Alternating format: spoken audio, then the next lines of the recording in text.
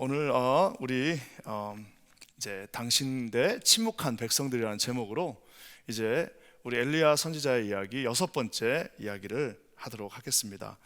우리가 하나님의 말씀은 정말 말 그대로 이루어진다라고 제가 계속해서 이야기하고 있습니다. 하나님의 말씀이 선지자의 입을 통하여서 비도 이슬도 없으리라 했더니 정말 그 대기권의 모든 구름들과 대기권의 모든 기류들과 모든 어떤 그 자연현상이 그것을 딱 멈춰버립니다. 그러니까 비가 와야 되는, 그리고 아무리 비는 안 하더라도 그 공기가 이렇게 모아져서 결국에는 그 위에 있는 저 헐몬산에서 내려오는 그 찬 공기와 함께 합쳐져서 이슬이 만들어져야 함에도 불구하고 이슬마저도 하나님 앞에 순종하며 자기의 본연의 이슬의 임무를 딱 멈춰버리는 것들을 보게 됩니다. 3년 동안 하나님이 말씀하시지 않으니까 정말 말 그대로 물 한 방울 그곳에 있지 않게 됩니다. 깊음 가뭄으로 모두가 이제 고난 가운데 처하게 되었는데도 불구하고 강팍한 인간의 그 마음은 그것을 의지력이라고 이렇게 잘 포장하면서 모두를 파멸로 이끌어가는 것을 봅니다. 그 강팍한 인간의 그 악한 마음이 사람들은 이제 의지력이라고 말합니다. 초월의 정신이라고 말합니다. 그래서 그 초월의 정신이 우리 모두를 이렇게 파멸로 이끌어 갑니다. 제발 그러지 마라, 제발 고집 피우지 마라, 제발 이 정도 하다가 좀 그만하자라고 함에도 불구하고 끊임없이 그들을, 이 모두를, 이스라엘 백성 전체를 파멸로 끌고 가는 그 모습을 보게 됩니다. 그러면서 그 모든 탓을 엘리야 때문이다 라고 하면서 우리 어제까지 말씀을 살펴봤습니다. 자, 이제 엘리야가 진검승부를 펼칩니다. 갈멜산에 다 모으시오.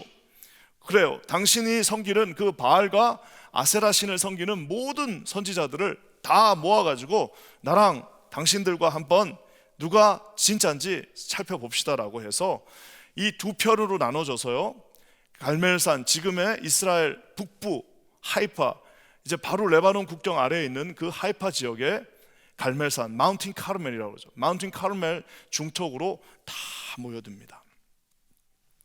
두 편으로 나눕니다. 아합과 그 선지자들, 그리고 홀로 서 있는 이 엘리야. 자, 근데 요 둘만 있었나요?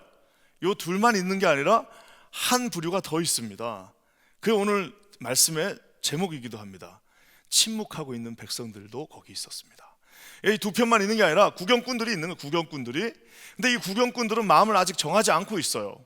어디에다 표를 줄지를 정하지 않고 딱 중간에 말 그대로 단테가 신곡에서 가장 비겁한 자, 가장 지옥의 끝에 있는 사람들, 중간에서 아무것도 결정하지 않고 있던 그 침묵한 백성들이 그 중간에 서 있었습니다. 아합과 우상의 숭배를 자처하는 거짓 선지자의 무리와 하나님의 선지자와 그 중간에는 수없이 많은 백성들이 몽 재밌는 구경 없나, 무슨 일이 일어날까라고 거기에 이렇게 팔짱을 딱 끼고 서 있었습니다. 오늘 그 구경꾼들에게, 침묵하고 있는 구경꾼들에게 오늘 엘리야 선지자가 결단하라, 선택하라라고 오늘 말하고 있는 것으로 이 본문이 시작됩니다. 사랑하는 성도 여러분, 이 구경꾼들은, 이 성경의 구경꾼들은 항상 있어 왔습니다. 어디 가나 구경꾼들이 있습니다. 당시 사회 최고 이슈였던 이 비가 오냐 안 오냐를 가지고도 구경꾼들이 있었다니까요. 거기에서도 이것을 하나님의 편에 설 것인지 아니면 바알이 맞는지를 결정하지 않고 있는 그 구경꾼들이 그 가운데 있었습니다. 우리가 정탐꾼 이야기도 알고 있습니다. 정탐꾼 12명이 들어왔습니다. 자, 10명은 이렇게 하기로 했고 2명은 이렇게라고 보고를 하고 나니까 백성들 전체가 다 이제 구경꾼이었어요. 근데 구경꾼들이 표를 어디다 준 거예요? 불신에다가 표를 줬습니다. 불신에다가 표를 주고 나니까 온 이스라엘이 다 불신이 되었던 것처럼 결정하지 않고 있는 이 구경꾼들이 항상 인류 역사에도 있었고 성경에도 있었습니다. 여로보암 시절에도 하나님은 반드시 예루살렘에서 예배드려야 돼, 하나님의 그 제사는 반드시 예루살렘에서만 드려야 된다라고 하는 한 무리와 그거 꼭 드릴 필요 있냐라는 무리들이 있었고요. 그 중간에 결정하지 않고 뭔 일이 일어나면 어디에다가 내가 내 표를 던질까라고 하는 구경꾼들이 그 중간에 있었습니다. 예루살렘에 예수 그리스도께서 입성하시는 날, 여러분, 우리는 수없이 많은 구경꾼들을 봅니다. 예수님이 입성하신 날 자기의 겉옷을 벗어가면서 그 앞에다 깔면서 호산나 호산나 다윗의 아들 예수여 라고 외쳤던 구경꾼들은 불과 며칠 후에는 그를 십자가에 못 박으라라고, 도대체 이 사람들의 진심은 무엇인지 우리가 정말 구분하기 힘든 수없이 많은 구경꾼들이 인류 역사에도 있었고, 그리고 성경에도 항상 등장하고 있습니다. 이 구경꾼들은 항상 자기의 정체성이 없어요. 구경꾼들은 자기 정체성이 없습니다. 그러니까 옛날에도 이 구경꾼들은 항상 있어 왔습니다. 역사 속에 항상 구경꾼들은 있습니다. 일본 사람들이 오면 천황 만세 했다가 또 미군이 오면 미군 만세 하고, 소련군이 오면 소련 만세, 항상 변할 수 있는, 항상 자기의 정체성이 없음으로 말미암아 항상 그 시대에 맞추고 그 상황에다가 자기를 맞추고, 그리고 대세에다가 자기를 편성시키고, 이익이 주어지는 곳에 한 푼이라도 더 받는 곳에 자기의 그 모든 표를 그곳에다 워십하는 그 워시퍼들이 있었습니다. 사랑하는 성도 여러분, 교회야말로 가장 많은 구경꾼들이 존재할 수 있는 곳입니다. 왜냐하면 교회에 왔는데 누가 강제적으로 뭘 할 수가 없는, 교회야말로 강제적으로 뭘 시킬 수 없는 곳이지 않습니까? 여기에는 실로 많은 구경꾼들이 있습니다. 수천 명의 성도들이 한 교회에 다니고 있다 하더라도 그 수천 명의 성도들이 전부 다 하나님 앞에 헌신되어진 하나님의 자녀이기보다는, 말 그대로 보통 교계에서 말합니다. 교인들이 있으면 10%가 그 교회를 움직인다. 10%가 와서 청소도 하고, 10%가 와서 저기 가서 봉사도 하고, 10%가 와서 그 앞에서 안내도 하고, 10%가 헌금도 하고, 10%가 모든 일들을 다 감당한다라고까지 말하고 있습니다. 사랑하는 성도 여러분, 오늘 이 구경꾼들에게 엘리야 선지자가 외칩니다. 엘리야 선지자가 말합니다. 여러분 21절 말씀 한번 볼까요? 21절 다 같이 한번 읽겠습니다. 시작. 엘리야가 모든 백성에게 가까이 나아가 이르되 너희가 어느 때까지 둘 사이에서 머뭇하려느냐? 여호와가 만일 하나님이면 그를 따르고 바알이 만약 하나님은 그를 따를지니라 하니 백성이 말 한마디도 대답하지 않은지라. 백성들은 왜 한쪽을 선택하지 못하고, 아니 그렇게 바알이 좋으면 글로 가고, 아니 하나님이 맞는 것 같으면 가면 좋은데 왜 둘 쪽 중에서 어느 쪽도 선택하지 못하고 백성은 말 한마디도 대답하지 않고 거기에 머뭇거리고 있었을까요? 여러분 왜 그럴까요? 이게 다 이유가 있습니다. 이게 하나님을 선택하고 바알을 선택해 놨는데 여기서 이 둘 중에 한쪽으로 딱 쏠리기 힘든 이유가 있습니다. 우리가 바알을 선택한, 바알 종교를 버릴 수 없는 이유는 경제적인 이유가 한 90%가 됩니다. 들어갔더니 비와 날씨를 주관하는 신이라는 거예요.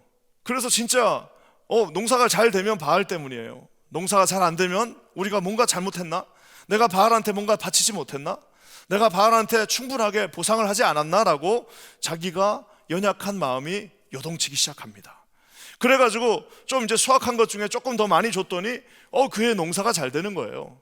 그러니까 야, 역시 바알신을 섬겨야 되나 보다라고 하면서 온 이스라엘, 목축업에 종사하고 있었던 온 이스라엘이 전부 다 바알신을 섬기게 되었습니다. 그뿐만 아니라 바알신은 그 바알신을 섬김으로 말미암아 떨어지는 떡고물이 또 있습니다. 그것은 육체적인 쾌락입니다.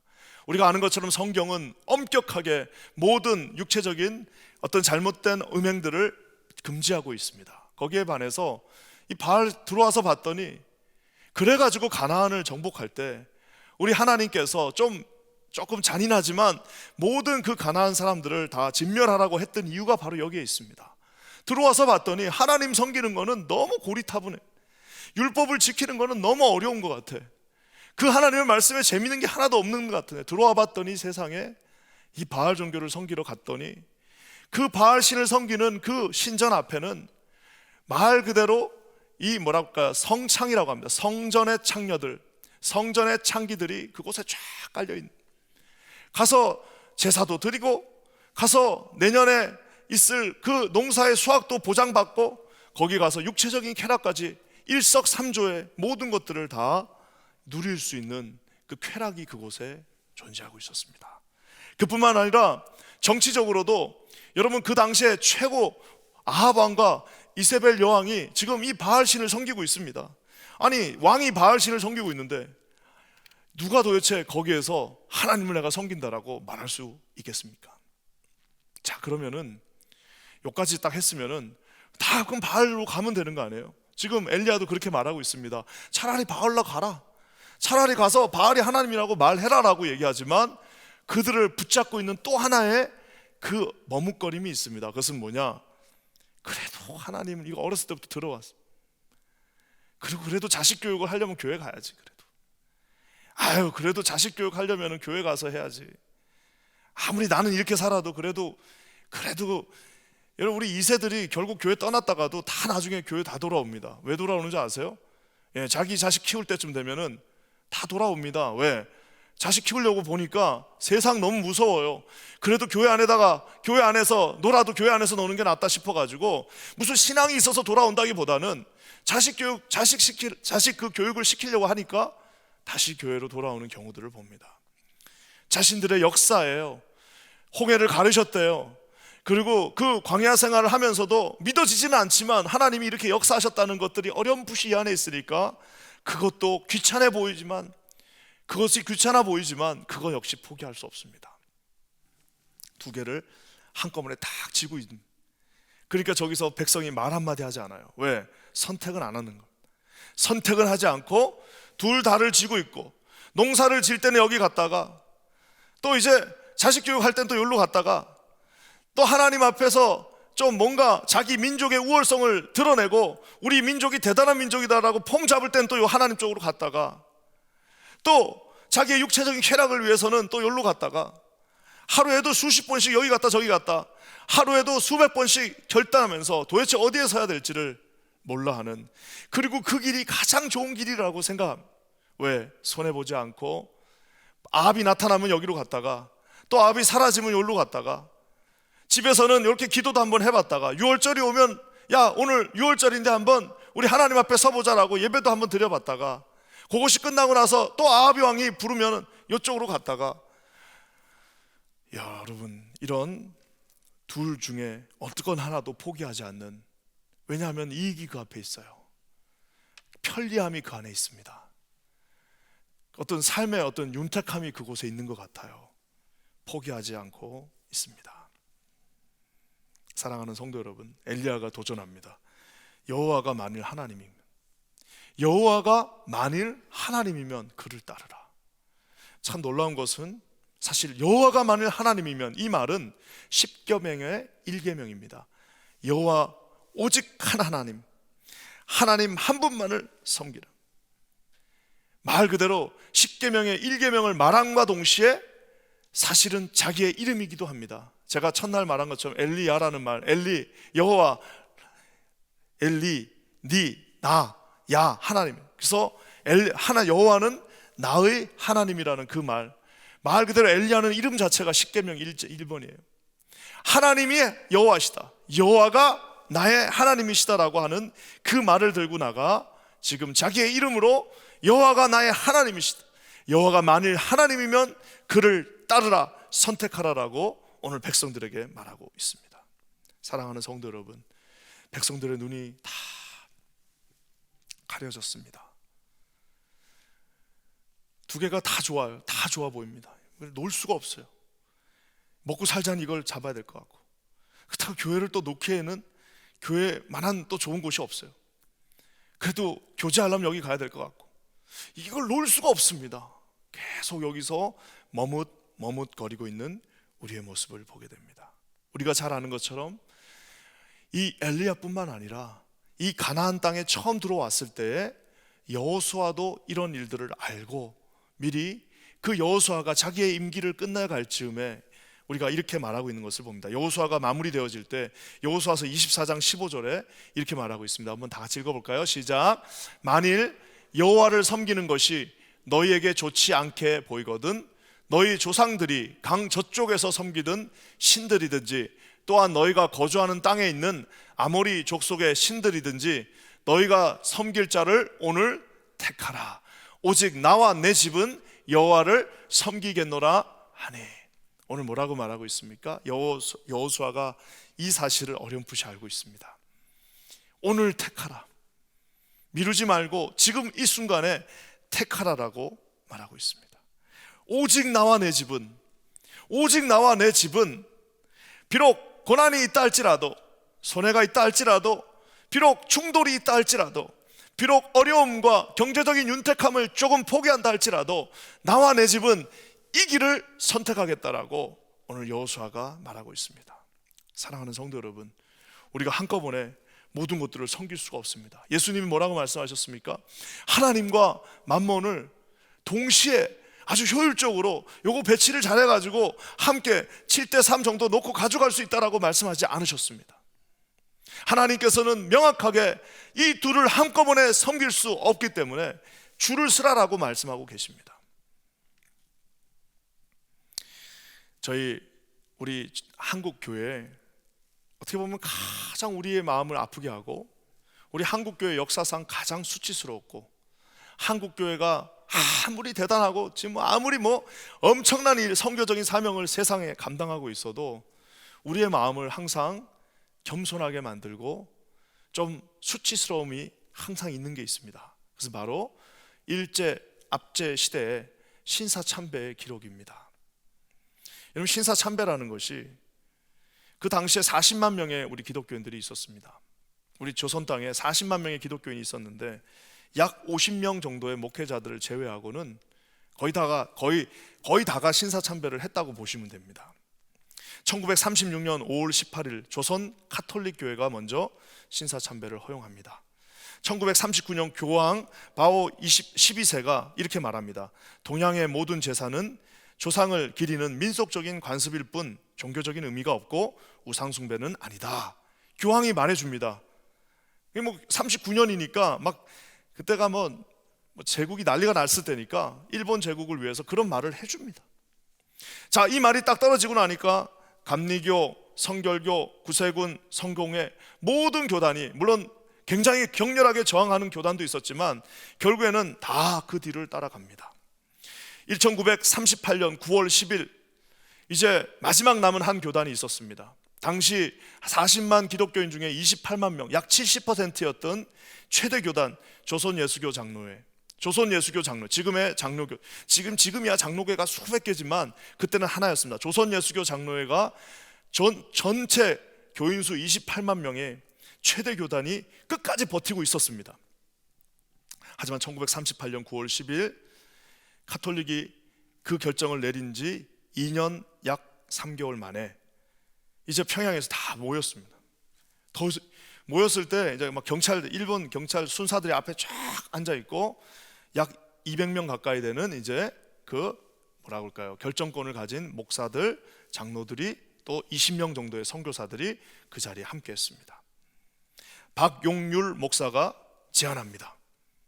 신사참배는 좋은 겁니다. 합시다. 박임현 목사가 동의합니다. 길인섭 목사가 제청이요. 홍택희 총회장이 말합니다. 가하면 예하십시오.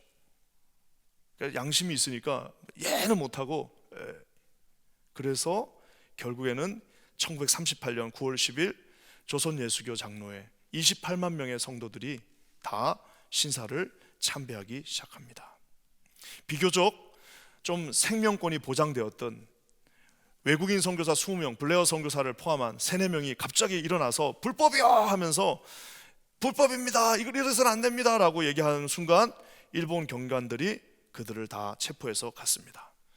우리 한국 기독교 역사상 가장 수치스러웠던 순간, 그 당시 서기를 맡고 있었던 곽진근 목사가 낭독합니다. 신사는 종교가 아니며 기독교 교리에도 어긋나지 않는 애국적 국가의식이기에 솔선해서 국민정신 총동원에 적극 참가하여 한국 시민으로서 정성을 다해 주십시오 하면서 기도하고 그 총회가 끝이 납니다. 그 이듬해 1939년 교단 총회에서는 예배를 드리면서 모든 목회자들이 1항이 있는 동쪽을 향해서 90도로 절을 하면서 예배가 시작됩니다. 교단 차원에서 막 적극적으로 조그만 교단들, 침례교 같은 교단들이 목사들이 이제 총동원 돼가지고 다 이제 감옥에 가면서 결국 그 교단이 없어져 버렸습니다. 그리고 장로교 중에서도 정말 일부 몇몇 목회자들이 도저히 우리는 신사참배를 할 수 없다 해가지고 이제 투옥되고 50명 정도가 그곳에서 또 순교도 하고 하는 그 어려움을 겪게 됩니다. 제가 이 이야기를 이렇게 길게 오늘 이 새벽에 이 졸리는 날 하는 이유가 있습니다. 이때 신사참배를 했던 우리 대한민국 총 40만 성도 중에 39만 9,950명의 모든 분들이 했던 말이 있습니다. 둘 다 괜찮다. 둘 다 괜찮아. 아니, 예수님 안 섬긴다는 게 아니야. 둘 다 괜찮아. 교회를 위한 일이야. 설마 일본이 망하겠냐? 둘 다 괜찮아. 이것도 해도 되고 같이 하는 거 아름답잖아. 피스풀하잖아. 싸울 필요 없잖아. 사랑하는 성도 여러분, 한쪽을 선택하는 일은 쉬운 일이 아닙니다. 제가 오늘 이 사실을 우리 제 선배 목사님들의 이름을 불러가면까지 이렇게 말한 이유가 있습니다. 이것은 내가 대단하다가 아니라 제가 그 당시의 기록들을 보면 끌려간 목사님들이 정말 엄청난 고초를 당하십니다. 말 그대로 상상할 수 없는 일본 제국주의의 그 엄청난 고문과 고통을 당하게 됩니다.